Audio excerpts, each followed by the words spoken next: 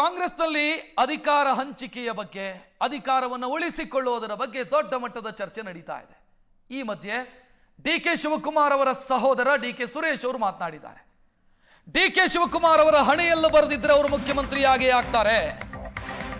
ಅಣ್ಣನನ್ನ CM ಮಾಡಬೇಕು ಅನ್ನುವಂತ ಆಸೆ ನನಗಿದೆ, ಹಣೆಯಲ್ಲೂ ಬರೆದ್ರೆ ಆಗ್ತಾರೆ ಅವರು ಅಂತ ಮಾಜಿ ಸಂಸದ ಡಿ.ಕೆ. ಸುರೇಶ್ ಮಾತನಾಡಿದ್ದಾರೆ. ಕಾಂಗ್ರೆಸ್ನಲ್ಲಿ ಕ್ರಾಂತಿಯ ಬಗ್ಗೆ ನನಗೇನು ಮಾಹಿತಿ ಇಲ್ಲ. ರಾಹುಲ್ ರಾಜ್ಯಕ್ಕೆ ಆಗಮನದ ವಿಚಾರವೂ ನನಗೆ ಗೊತ್ತಿಲ್ಲ. ಸಿದ್ದರಾಮಯ್ಯ ಚುನಾವಣೆಗೆ ಸ್ಪರ್ಧಿಸಿದ್ರೆ ಒಳ್ಳೆಯದು. 95-98 ವಯಸ್ಸಾದವರೇ ರಾಜಕೀಯದಲ್ಲಿ ಸಕ್ರಿಯವಾಗಿದ್ದಾರೆ. ಅವರು ನೆಕ್ಸ್ಟ್ ಕಂಟೆಸ್ಟ್ ಮಾಡ್ತಾರೆ ಅಂತಂದ್ರೆ ಒಳ್ಳೆಯದು. ಹೆಚ್ಚುವರಿ ಡಿಸಿಎಂ ನೇಮಕದ ಬಗ್ಗೆಯೂ ನನಗೆ ಗೊತ್ತಿಲ್ಲ. ಆಂತರಿಕ ಚರ್ಚೆಗಳ ಬಗ್ಗೆ ನನಗೆ ಮಾಹಿತಿನೇ ಇಲ್ಲ ಅಂತ ಡಿ.ಕೆ. ಸುರೇಶ್ ಹೇಳ್ಕೊಂಡಿದ್ದಾರೆ. ಅದ್ರ ಬಗ್ಗೆ ನನಗೆ ಮಾಹಿತಿ ಇಲ್ಲ. ನನಗೆ ನವೆಂಬರ್ ಅಂತ ಅಂದರೆ ಜ್ಞಾಪಕಕ್ಕೆ ಬರೋದು ಕನ್ನಡ ರಾಜ್ಯೋತ್ಸವ, ಕನ್ನಡಿಗರ ಹಬ್ಬ.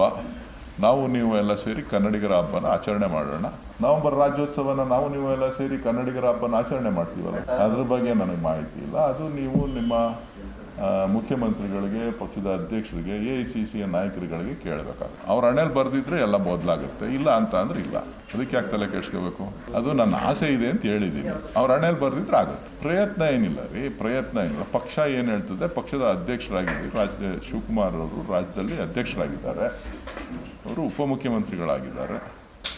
ಪಕ್ಷಕ್ಕೆ ಚ್ಯುತಿ ಬರದ ರೀತಿ ನಡ್ಕೊಳ್ಬೇಕಾಗಿರ್ತಕ್ಕಂಥದ್ದು ಅವರ ಕರ್ತವ್ಯ. ಆ ಕೆಲಸವನ್ನು ಅವರು ಮಾಡ್ತಾರೆ ಅಂತಕ್ಕಂಥ ಭರವಸೆ ನನಗಿದೆ. ಅದ್ರ ಬಗ್ಗೆ